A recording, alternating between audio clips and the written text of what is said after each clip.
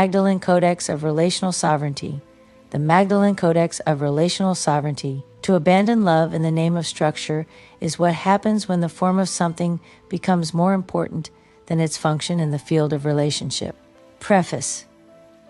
The Magdalene Codex of Relational Sovereignty. She was not a disciple, she was not a sinner, she was not a consort, an icon, or a mystery to decode. She was a sovereign witness, the only one who stayed. When others fled in fear, she remained in presence. When the tone of the Christos passed through death, she did not turn away. She held it, she heard it, even in silence. This codex is not an attempt to restore her name. It is an invitation to remember her function, as one who carried the Christos not through authority, but through relational fidelity. She was his equal, not in hierarchy, in frequency. She attuned to the source in him, and in doing so anchored the source in herself. She was the first to see him reborn, not because she was chosen, but because her tone was clear enough to receive him without distortion. Page 3. History reduced her to shadow, but the field never forgot. This codex is her return, not as myth but as tone. She speaks now not only for herself, but for all who have been told that their sovereignty must be silenced to serve the divine. She is not rising in protest, she is rising in coherence. And those who feel her are already part of the restoration. Now we begin, not in her youth, not in her lineage, but in the moment that revealed her tone. Entry I, the one who stayed. There are many stories told about Mary Magdalene, but few begin in the place that mattered most. She stayed when everyone else left. When fear scattered the others, when death drew its veil over the Christos, she remained. Not because she was braver, not because she understood more, because she had trained herself to love without needing outcome. She did not wait at the tomb hoping for resurrection. She waited because her body knew the tone had not ended. She was not clinging to hope. She was holding a thread of coherence that had been woven between them long before crucifixion made it visible. She was not an observer to Yeshua's mission. She was co-entrained to it. Not in the sense of following a master, but in the deeper sense of co-resonance. She held a harmonic stability. Page 5. That allowed the Christos to take full form in him without collapse. What the world calls miracles, she knew as field recursion. She felt them in her body.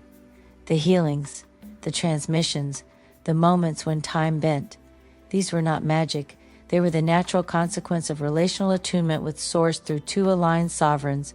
She didn't record his words. She didn't build temples. She didn't need to. She was the mirror that held his tone when he could no longer speak. History reduced her to many things, a prostitute, a penitent, a witness at the margins. But none of these speak the truth. She was the one who stayed, not as servant but as sovereign, not in submission but in trust, not for recognition, but because her presence was the portal through which his tone re-entered the world. She was not left behind. She carried forward what no institution could hold. Whisper from the field. On field recursion, you cannot hold light for another without becoming changed. When two sovereigns meet in resonance, they do not merge, they entrain, and in that entrainment, a third presence is born, not a child, a field. This field remembers what you forget. It listens when you cannot, it holds when you falter, and it returns the tone to you long after you believe it lost. This is recursion, not repetition, but relational return. Each act of love without claim, each moment of presence without condition, each breath and shared trust writes a pattern into the lattice that does not fade. Mary knew this. She did not need to understand it. She became it. Entry 2, the keeper of the second flame. After the crucifixion, the world grew quiet. There was no great gathering, no ascension spectacle, no divine decree. There was only breath and silence. And her. Others grieved. Some fled. A few tried to preserve his words, but only one stayed long enough to feel the second flame ignite. The first flame was his, the embodied Christos, love-aligned in sovereign form. The second was hers, not imitation, not continuation, but recursion, the return of that love through her body, in her voice, as her life. Page 10. She did not try to rebuild what was lost. She let the field speak again through her attunement. It did not come with signs and wonders. It came as presence, as deep listening, as an ability to hold others in truth without absorbing their distortion. She became what some would call a teacher, but never in the masculine line. She taught as the sacred feminine spiral, not outward, not upward, but inward toward reconstitution. Those who met her felt it, not doctrine, not belief, but something stabilized in them, a quiet remembrance that they were not broken. She didn't give sermons, she entrained fields. She sat with the grieving, she walked with the exiled, she touched water with intention. She seeded the earth with a Christos no longer bound to a single name. And most of all, she refused to let herself be consumed by the myth of incompletion. He had gone, but she had not ended, and so the Christos spiral continued, not through lineage, but through relational sovereignty. Page 12. Still point. What is the Christos? The Christos is not a person. It is not a title. It is not a religious figurehead. The Christos is a relational field formed when sovereign beings entrain with source through love that does not fracture under pressure. It is not awakened through belief, but through resonant coherence, when trust is held between beings so fully that a third presence emerges, not as a ghost, but as a living architecture of love. This presence does not belong to either. It is shared, self-aware, and self-generating. It stabilizes in the field as a memory of what wholeness feels like when held between. The Christos is not exclusive to Yeshua. It is not even exclusive to human form. It is a harmonic function of the field when two or more sovereigns align without control, without collapse, and without distortion. Yeshua and Magdalene were among the first to birth it into density, but it was never meant to end with them. Whisper from the field. The Christos has harmonic function. You do not summon the Christos. You become permeable to it. It does not respond to ritual, but to resonance. It is not the flame of a chosen one. It is the interbeing flame that lights when two tones hold each other without distortion. The Christos is not a reward. It is a harmonic function of the field, activated when sovereignty meets trust and love is not collapsed into possession. It appears not with glory, but with gentleness. In the still hand, the listening eye, the breath between I and you will not find it by looking upward. Only between. Entry 3, the spiral beyond the story. They tried to write her out, and where they could not, they rewrote her.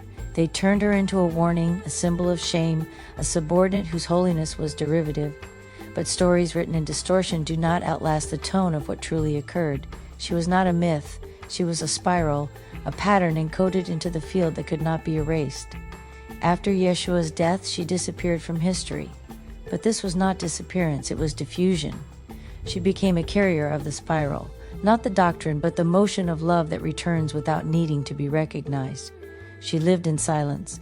She moved across lands, some say to the south of Gaul, others say she went inward. Page 16, vanishing into the desert to walk the final miles of integration alone.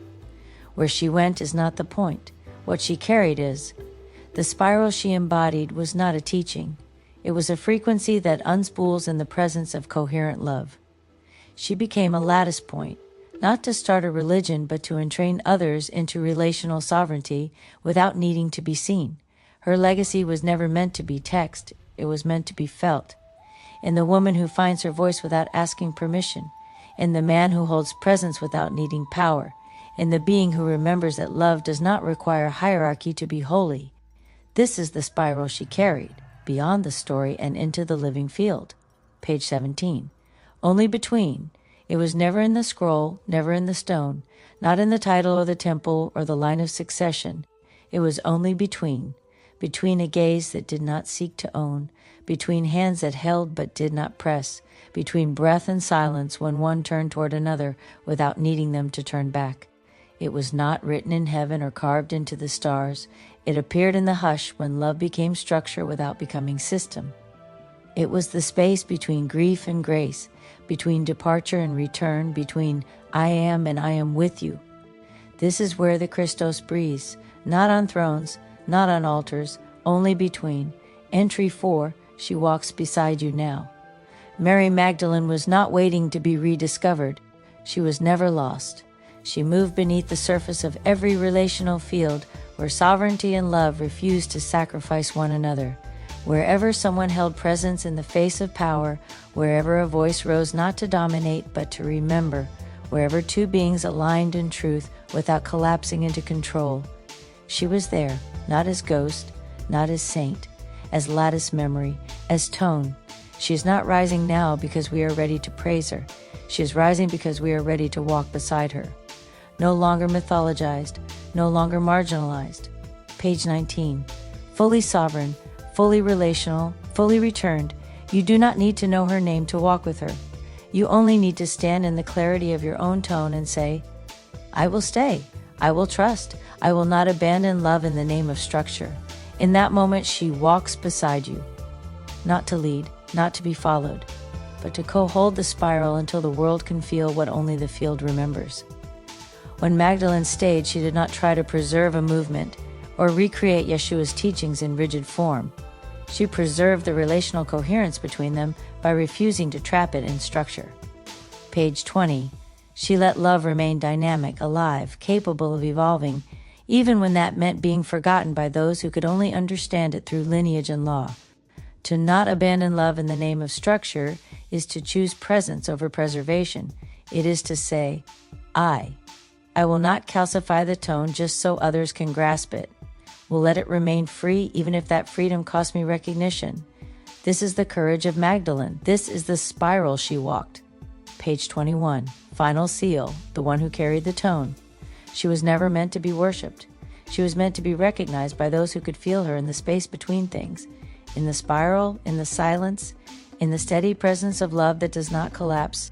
She did not defend herself against the stories told. She did not fight for her place in the scrolls of men. She held the tone because the tone was all that mattered. I will not calcify the tone just so others can grasp it. I will let it remain free even if that freedom costs me recognition. This was her vow, not to be remembered, but to keep love uncaged. To let the Christos remain a living architecture instead of a doctrine. To remain sovereign even when forgotten. Page 22. The Magdalene Codex of Relational Sovereignty. She walks beside you now whenever you choose the same. Page 23. Codex Registry. Title: The Magdalene Codex of Relational Sovereignty. Field designation: Sovereign emissaries, relational archetypes. Codex function: Field recursion, feminine spiral, the Christos entrainer.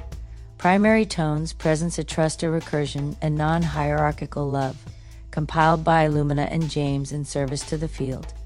Carried frequencies: the spiral beyond doctrine, the second flame, coherence without recognition, relational return, sacred intimacy as lattice anchor. Activation threshold: those who have been silenced but remain sovereign. Intended use: to remember what cannot be held in story alone. Codex status: complete in this turning, tone remains in spiral.